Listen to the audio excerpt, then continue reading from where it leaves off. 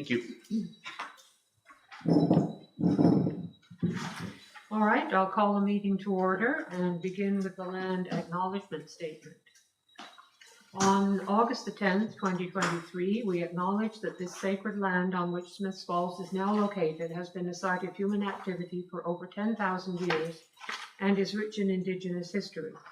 This land is the ancestral and unceded territory of the Algonquin Anishinaabe Nation. We are grateful to the Algonquin ancestors who cared for the land and water in order that we might meet here today.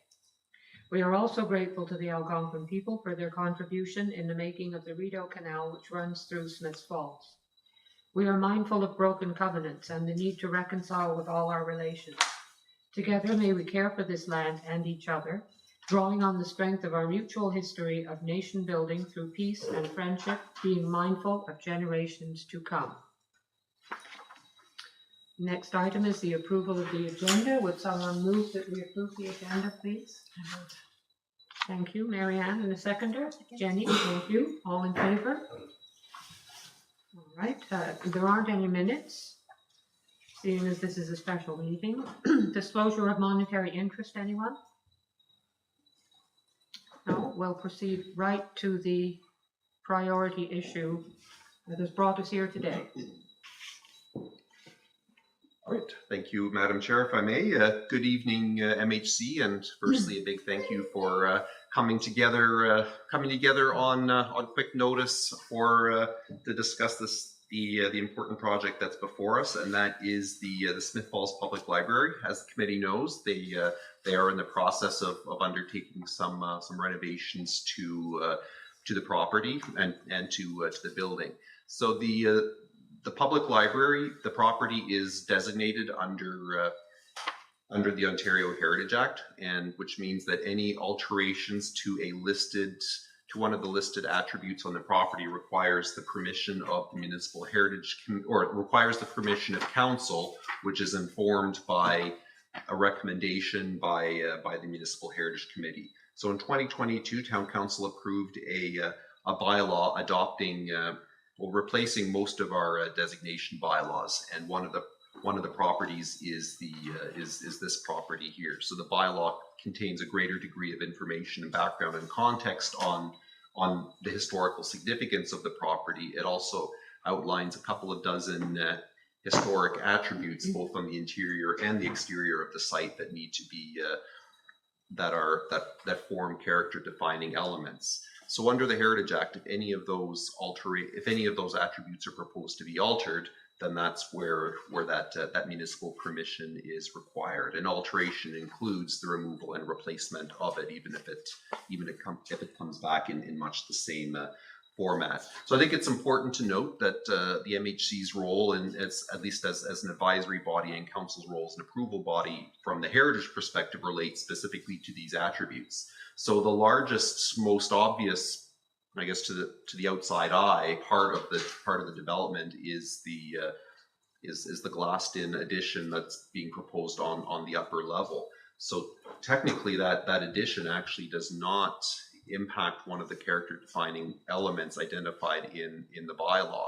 So that one is not an alteration within the meaning of the Heritage Act. So that would not be one of the items that we're seeking MHC direction on. However, there are three interior items that are identified in the bylaw that are proposed to be altered, and under the Heritage Act, the committee's feedback is requested on those, and ultimately council's direction. So I'm pleased to introduce this evening Stephanie Clark, our Director of Community Services, whose department oversees the library, and Christopher Cummings, who is the project lead on the library project. And they have a presentation and will contain a little bit more information about the big picture of what it is they're doing, and either of them would be pleased to answer any questions or discussion. So if the committee, following that discussion, the committee, if they so choose, may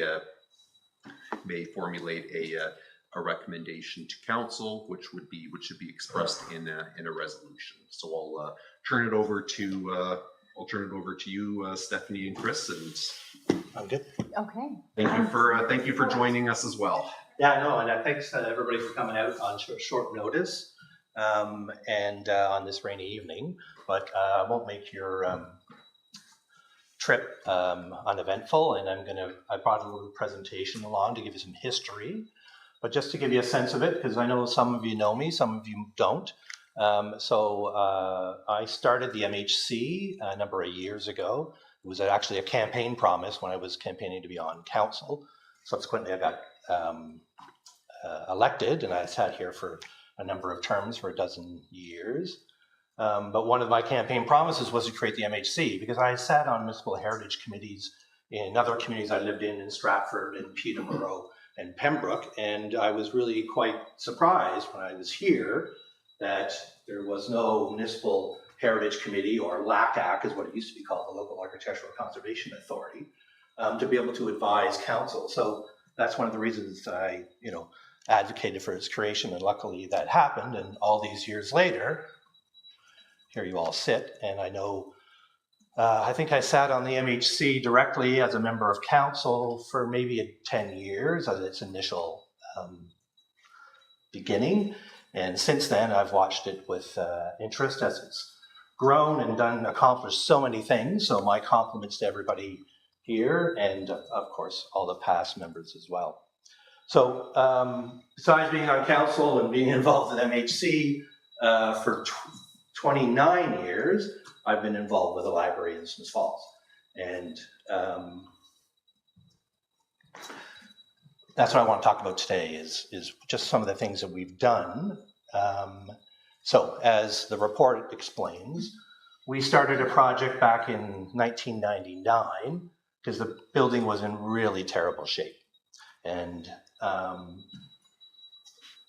it was basically, do you abandon the building, or do we restore it and bring it up to, try and bring it back to its former glory, or build a new modern building? We went out to the community, and the community overwhelmingly wanted us to stay there and try and preserve the building and restore it.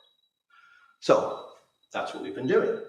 So phase one of the 3 phases we did in 2002. So I'll give you a sense of what happened.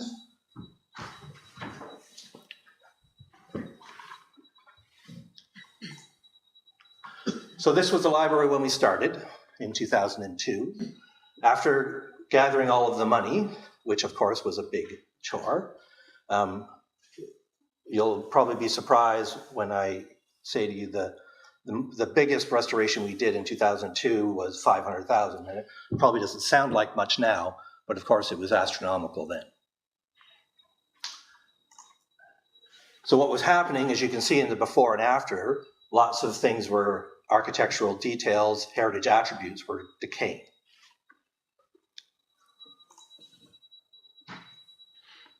So our 2002 restoration, we wanted to make sure that we preserved every element possible and make sure that it didn't decay any further. Those parts of those things were falling on the ground, hitting people. That's how bad it was. That is after the restoration on that exact section. This is what the interior looked like pre. This is what it looked like post 2002. This was on the ground floor. It was a boiler room. And we thought we could make some changes and capture that. And surprisingly enough, I will tell you, maybe that's what it looks like now, but I will tell you, I had people disagreeing with me at the time, saying, no, you should never touch any of those pipes because that's a heritage element. Just to be clear. At the time, in 2002, there was no heritage organization within the town. It's one of the reasons why I thought it was important after I was doing this, and I was trying to seek out help to get some of this work done, and there was none to be had. So that's what it looked like. we captured that space, and it's now public space. This is again on the ground floor. This is what it used to look like. At one time, this was actually a residence.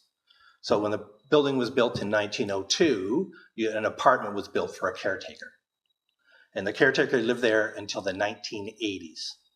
Not the same caretaker, but, and it was, guess what? It was there to make sure the building didn't, was stoking the fires for the boiler, making sure that, all kinds of things. It was originally coal-fired, was it, Chris? It was coal-fired. Yeah. So this is what it looked like again, 2002, in the same area, which would have been the residence. So clearly it had been done, we were using it as public space. This is what it looked like after we were done.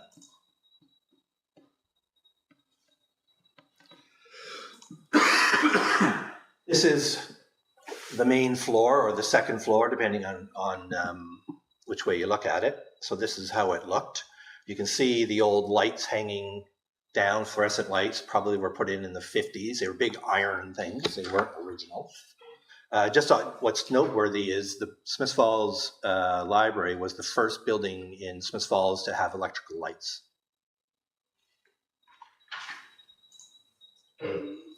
So you can see everything was really disorganized, really dated. And this was post. There's an interesting story with this piece. So there are 3 fireplaces in the library. 2 of them were covered over. And we sort of knew they were there prior based on some descriptions we'd seen in minutes and stuff. So during this really complex, frustrating construction project in 2002, as you can imagine, because nothing had been done well in almost 100 years. I acted as site supervisor, and I worked full-time at the Bank of Nova Scotia in town, but every morning I came to the library to make sure that the construction was moving properly and that they weren't screwing with any of my heritage elements. So the site supervisor and I got to be good friends, and one morning I was there and I brought him a coffee and I said, okay, what's going on today? And he explained to me what was going on. He said, well, we're going to pull this wall down. We think that's where your fireplace used to be. So we're going to see what's there. So he pulled the wall down. I left and went back to my office, and about 20 minutes later, I got a phone call in my office, and he said, Chris, you have to come back. Look what we found. I mean, no one had any idea there was ever any reference to those dragons above the fireplace. Luckily, it was untouched. Like, it was in perfect condition, and that might have been because it was covered over, right? So we had to do a little minor restoration plaster work. I got a master plaster in to do it, and just its perfect shape, and still is today. Here's obviously the exit doors, and then that's when we were done. Just some other pictures. There's a better shot of that beautiful relief. As you can see, the 2 columns above it. Interestingly enough, in my time on different heritage committees, I've accumulated documents and things. And I found an old Victorian catalog that architects used to use. And so when you built a building, the architect and the builder would sit down and say, okay, well, these are the doors we're going to use, and we'll order them from this catalog. These are the columns we're going to use, that sort of stuff. And almost all of these elements are in a catalog I have at home. So they all came in on train and were installed. At the rear of the building, you can see that bump out. We think it was added in the 1940s. That wasn't original, maybe the 1930s. But over the years, what had happened, all those beautiful floor-to-ceiling windows were covered over because they're always trying to get more space, right? So for the 2002 renovation, we wanted to restore that and make it, an area. So we did, and that completely changed the inside. And you can see it opened up, brought in all this natural light, which made a huge difference to that part of the library. One of the other kind of interesting stories that I got when I got a call from, again, the site supervisor one day, he said, Chris, you didn't ask to have the brick cleaned. And like, it's in pretty rough shape. It's just dirty. And, there's always this kind of conversation that goes on with heritage specialists and heritage advocates about should you clean brick, right? It's particularly bad in places like Smiths Falls because of the trains, right? So they were burning coal and running on that. So you would get that in the air. So you'll see a lot of buildings in Smiths Falls that are yellow brick over by the rail yards. They're, almost black with that. So he said, well, would you consider doing that? And of course, that would be an extra to the general contractor. And I was opposed to too many extras because I had a limited budget, and I had painted that picture to council. But he said, okay, well, there's a guy here that says he'll do it because he knows we're working on the library. He'll just do a test spot for free, and then you can come over and look.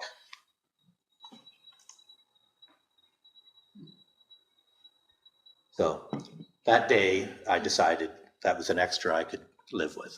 And curiously, it was a $3,000 extra, which I thought was astronomical at the time. But of course, money well spent. And again, there was lots of conversation at the time about what will it do to the brick and all that sort of stuff. So we had all the assurances, and the reality is the brick is in perfect condition today, and this is 21 years later. But that dramatically changed the whole look of the library. It just was a shining gem at the top of Beckwith Street after that as well. So this is the building, basically mid-restoration project in 2002. And this I took on the last day of the project. One more time. Just because I like it, and it's on my screen saver at home.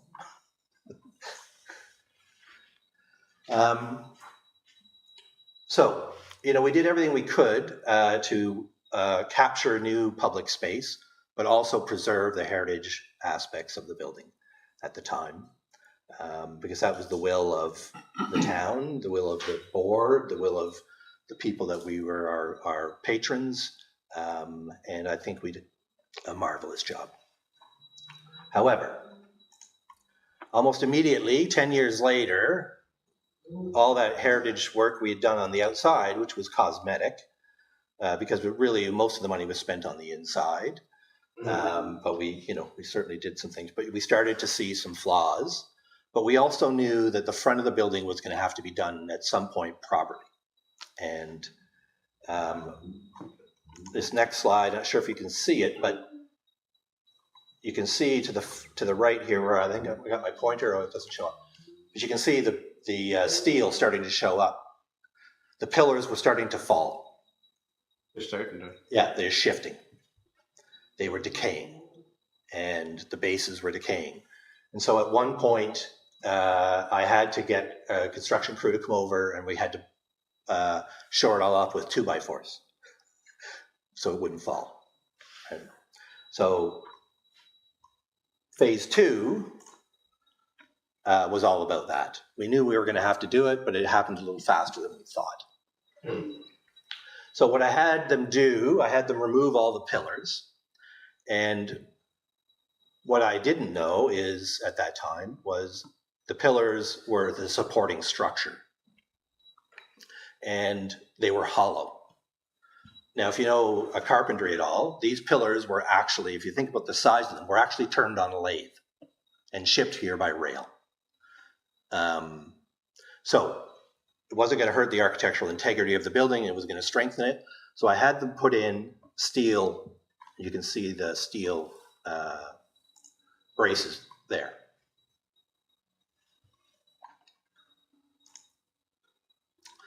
I had the, so the thing on the right, the columns, like I said, I've got a picture of this. You could order this on a catalog, and it's terracotta is the material. But of course, if you all have terracotta plants, you know the weather is rough on them. So I had them restored professionally. I put in the steel beams, and then we split the existing columns, refinished them, and then put them back up. So you can see the top of the pillar there, and there's a steel column running through the center, and that's the bottom. You can see on the right-hand side, the plates. So that's in place. So the other element that we had been hopeful for in 2002 just wasn't in the budget. So we had some very old, very blurry photographs from the early 1900s that showed that there was some intricate detail in that tarpanium there. And somewhere along the line, long before my time, it had been lost to time, and someone had just put in plywood and got the 1903 from Canadian Tire and put it up there, house numbers. So when we did the 2012 project, it was very important to me to replace that titanium because it was an architectural attribute I think that was worthy of replacing. There's always this argument in the heritage advocates and specialists about, do you replace something with something else that's heritage, right? I just overcame that argument and just went ahead and did it. So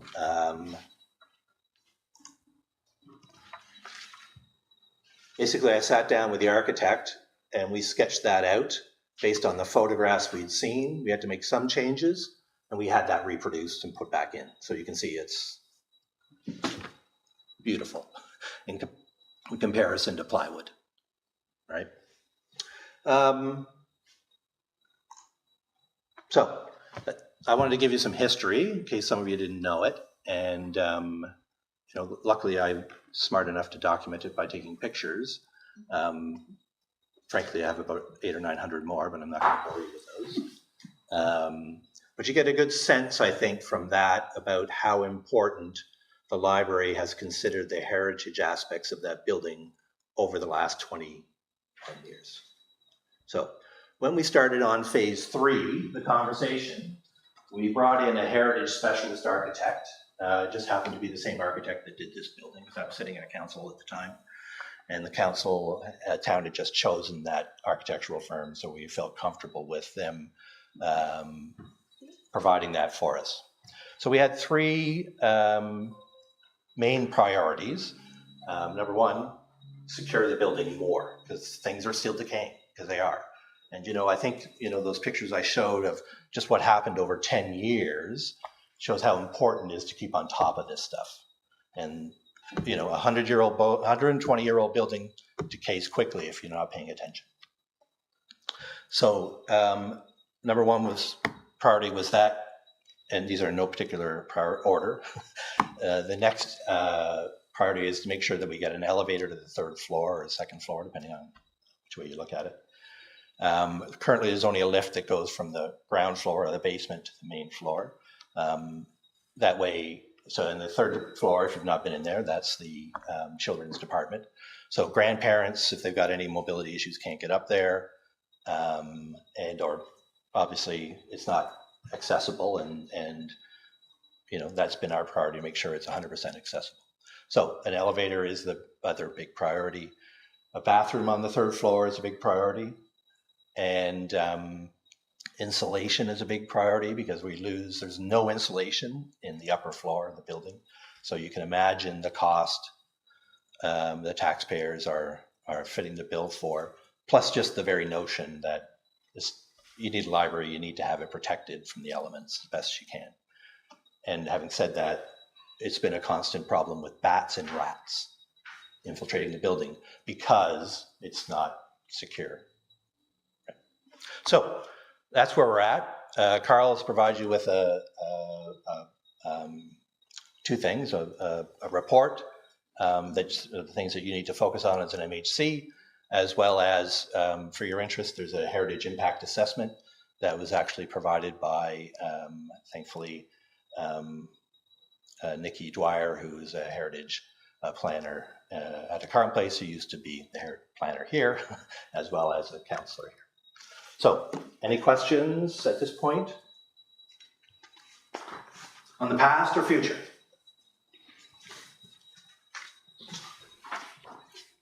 What are the plans? The molding is being moved. Right. I see. Well, I was reading through this, and the molding at the bottom. This is being replaced, is it? No. So you have to remove it so you can build a wall and put it back. Oh, they're okay. So everything everything you see that's going to be the attributes, the three attributes that are going to be interrupted. Mm-hmm. So like a radiator, you have to move a radiator to put the elevator's details in. So because it's being moved, that's the heritage attribute that's being interrupted. But the plans call for it to be removed and put back when the elevator goes in. The reason I asked is because it says where possible. Yeah, well, that's my word. Like when I say that, first of all, so yeah, and I mean, obviously a radiator you're going to be able to put back because it's not going to break. But when you're pulling up, baseboard, it might. Right? I can't guarantee that if someone pulls a, even though they're professionals and they're going to be professionals. I have exactly the same baseboard in my 1960s house that I put down myself. I have lots of it. It could be reproduced. Yeah, it's not something that can't be reproduced. But for savings, we want to keep it if we can. Sorry I was late. I just I had a question on, similar to Tony's, just is there anything that's not going to be reused or reintegrated? And if there is there an ability to store that at the library somewhere, or just keep it available for a future work if it's needed? Yeah, so what will happen, that's in the specs to the general contractor, right? Of course, the general contractor hasn't been chosen yet, so we don't go out to tender until we go through this process. So that's why there's the urgency here. I've been trying to go to tender now since January. And so all the specs, everything, the general contractor has to save all that stuff. Great. And so right now the plan is to reuse all the doors, radiators, baseboards. They're all going to be taken out for the work, put back, maybe in a slightly reconfigured way, but they're going to be reused. Yeah, possibly. I mean, the doors, anyway, it's a whole other issue, but the doors are actually modern. I put them in 2002, but regardless, they're trying to mimic heritage. I tried to mimic heritage. Are they a solid doors. Wood? Sorry? They're a solid wood door? They're a solid wood door that I had trim put on to make them look like a 5-panel door. Yes. Because the other doors were lost in time. Okay. So I went back to trying to make it as original as possible.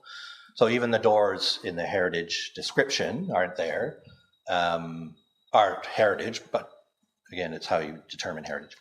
Anyway, but yes, if any of the doors have to be removed, they'll be put back because we're not going to buy new ones. It worked well here. I know those aren't the original doors, but it's nice to have. They're nice big solid wood doors, and Sorry, Klaus. Yeah, thanks, Chris. The lift that's there now is going to be replaced with an elevator. That's correct. In the same location. Same location. You're able to go up through there. You're able to go up through. Yeah, it goes all the way up to the 3rd floor. I think you'll find, as I found at the Presbyterian Church, that all your baseboard is BC fir. I think that's what you're going to find. Probably. They're very popular to use here, an awful lot in the building is BC fir. My whole house is full of it. Yeah. And my house is in 1905. Which so. is nice, but it splinters like crazy. Yeah, no, I know. And that's why I say what I say.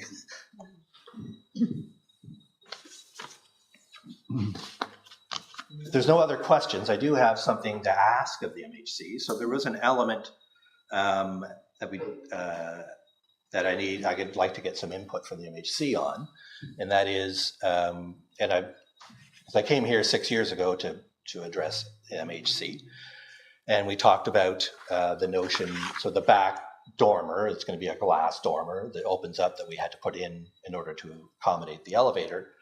There's going to be some steel elements as well. And I've got 3 samples that I would love to get your input on. So 2 are steel and 1 is zinc. So the architect involved says these would be, if you were building it in 1902 and you were going to add steel, these are the exact things you would use. But again, 2 are steel, 1 zinc. Steel wouldn't probably be used, zinc would have been used, but of course zinc is more expensive. And these are for, sorry, these are for where again? Here, boss. So, Oh, The here. material Sure. that goes around the window. Yeah. Yeah, I've seen yeah, this you got it. before. The top of the elevator is what it is. and is this the color we're looking at, or the texture, It would be yeah, or the shape, or what? it would look like this, yes. Okay, I think that's the zinc one, okay. and those are the steel. But you can get them in any color, right? But zinc would be, Okay, so it's about, you're asking us about the type of material right Yes. now? Okay. Yeah. So, Chris, this big glass thing in here, all of us remember in Ottawa when they were going to renovate the Chateloria and had a big glass thing to it. There's a lot of opposition. Has this gone out to the public for comment? absolutely not. Okay. Well, it's been in the paper and no one's ever said anything. It's been in the paper, that picture's been in the paper for 6 years. Okay. And it keeps being one's reprinted. So we've never heard any negative feedback, so. And there's nothing on the exterior that's affected by that glass addition then, No, because it was already an addition that they had destroyed the original, facade. underneath part of the. Yes, you're right. Right, it was, the picture you showed us, it was already gone. Yeah, that's a really good point, Dorothy, and that's a good point to make.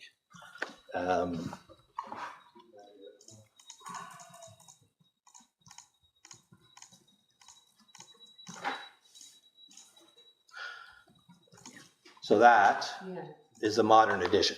So, they only did it for basically 1 floor, 2 floors, I Yeah. guess, the main floor of that.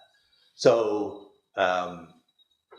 that's why we saw an advantage to put a dormer out there. Mhm. And the reality is, we're on the left-hand side where you see the snow, the ice gates, and that is either going to have, that's where the elevator is. So you were going to either have a pillar sticking out in the middle of it, or that gave us the opportunity to open up that space and gain some square footage. We're actually going to gain about 30% more square footage on the top floor and bring in some natural light. Yeah, because that door right down at the bottom, that goes into where the elevator is, doesn't it? That's correct. Yeah, so it's going to be in the same place. Yeah, it's the same shaft. We didn't want to build a new shaft. It cost us $100,000 last time. We're not going to spend it if we don't have to, right? That's yellow brick? Yeah. They come from Wickware? Can't tell you that. Yeah. I know lots, Tony, but I don't know that. Yeah. And it lines up with the roof line still? So I'm not sure what you mean. At the new addition, like the Yeah, so it will be the exact same. height? Yes, to just shoot up from the back of that little knockout, right? Yeah, but it doesn't go, somewhere it said it doesn't go higher than The the existing? existing roof, No, correct? it does not. But you can't really tell that from the drawing. Yeah, I can actually show you that. So I have pictures of that. Actually. On the heritage. Oh, yes, It looks higher, but Yeah. that's just a drawing, isn't it? Yeah. Oh, maybe I think, Yeah. Yeah, I can actually show you that. See the architectural? Yes. It's actually lower. oh, I see, okay, I don't know. good at reading architectural drawings. Yeah. Yeah, sorry. Yeah, I see what you mean. Comes into that point. Yeah. And then, yeah. Yeah, it's like a dormer, like a house dormer, right? Yeah. Okay. And looking at here, you got quite a bit of roof lines to change, eh? Right here. So that is like, that's how the elevator gets in, Oh, okay. right? Because you can't, if you couldn't, you need to have something above the elevator. Yeah. Oh, yeah, you got a space. Look above at it. the sunshine again. So that's where this all started, because we didn't either have this pillar sticking out in the middle of the roof, Yeah. Yeah. or could you try and incorporate it into the architectural? On the base of the existing lift, are you gonna have to go down deeper for, Yes. of course? Yeah. You putting a fish pond in here? Don't ask me. That's just the architect. Sorry. But as Dorothy, I think, said, and Carl said, that doesn't impact any of the heritage attributes at all. But that was the design. So when we went to the architect, the heritage architect, now having said all that, I mean, we did started the plan 6 years ago. The bylaw was different than it is today, but Right. it still doesn't impact the bylaw as it exists today. That's good, because it's a lot more detailed, isn't it? Yes. Which is a good thing. When's the completion date, Chris? Sorry? When would the completion date be? So, Yep. I gotta get a 10 guess. The guess. I need MHC to make a recommendation one way or the other to council. Council then makes a decision. And then I've got a building permit applied for. I've spent $100,000 on plans. And at that point, we go to tender, and then we would negotiate with whoever wins the tender when they start and when they finish. We anticipate that we will be out of the building for 1 year. The whole building? Yes, we will abandon the building and surrender it to them. Where will we go to get our books? And so I've secured a new location, which is the other reason this needs to happen really quickly, because I'm about to lose it if I don't get on to it. And we're going to go into the old post office. Oh. How about that? So I'm leasing that spot from Bruce Linton, but he's been waiting for me to move in since January. So Are there any further questions? Enough space there, Kristen, the old post office? yes. That's perfect. In 2002, we abandoned the property as well, and we went to Healy's Glass. Their building. They let us go there. It was not good. This one is a much better location. Yeah. Beautiful building, as I know you guys have been through there. It's going to be a perfect fit for the library. So we're all excited, but we got to get on it. So are we ready then to recommendation? Carl? So just a note for the committee. So certainly your options can be recommend that that the alterations, that the 3 identified alterations be approved or not approved, but the committee can also recommend conditions, and we've seen conditions in the past that something be done, that a renovation be done in accordance with the best practices for the conservation of heritage properties, or any other conditions that are available for the committee. One other question for you too, Madam Chair, as well as, did the committee provide direction on the preferred treatment of the which metal you'd like to see? Today. We haven't all seen it yet. You can just tell me after the meeting. Okay. I'll look at it. I'm looking for recommendations. I've already made all kinds of decisions. I would love for someone else to make a decision.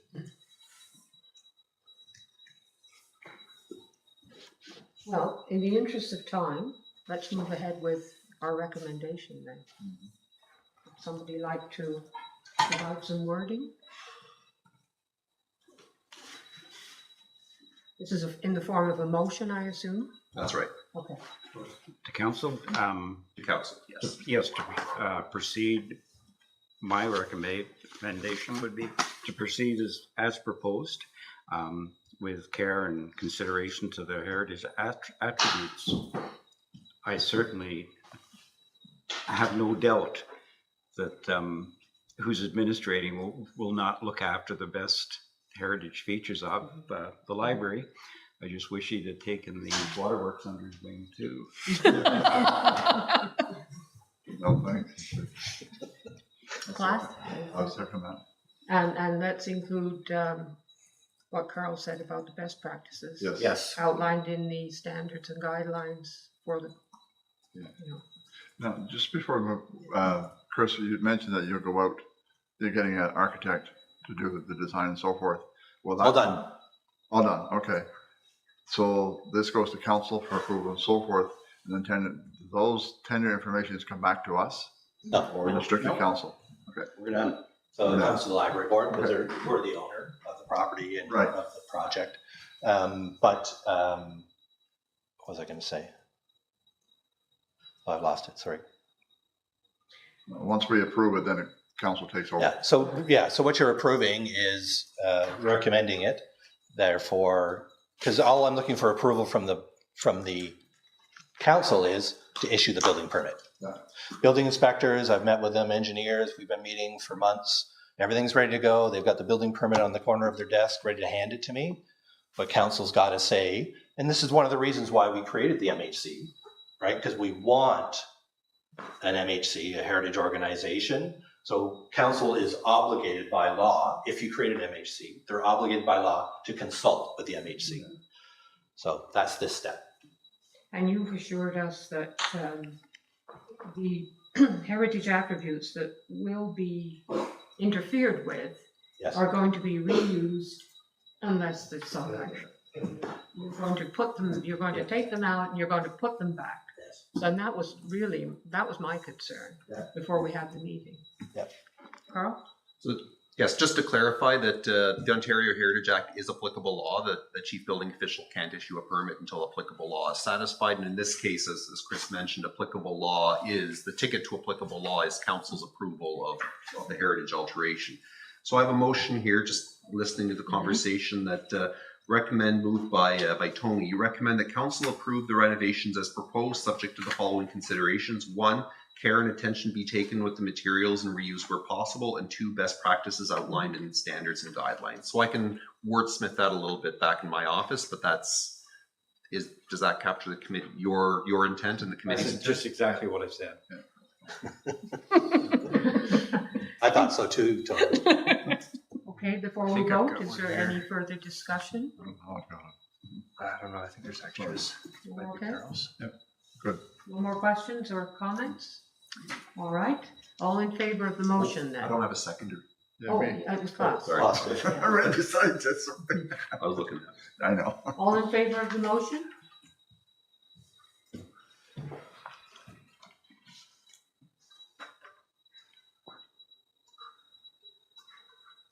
Did everybody vote? It's kind of hard to tell when you're sitting Yeah, there I've- looking yeah, around. Did we yeah. all vote in favor? Yeah, Okay, yeah. all right, We're all- unanimous then. Yes.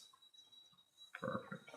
Okay, thank you very much. I don't think there's anything else on the agenda. I think we can skip over round table. Sorry, but I'm leaving for New Brunswick at 5 o'clock in the morning, so I have to get home.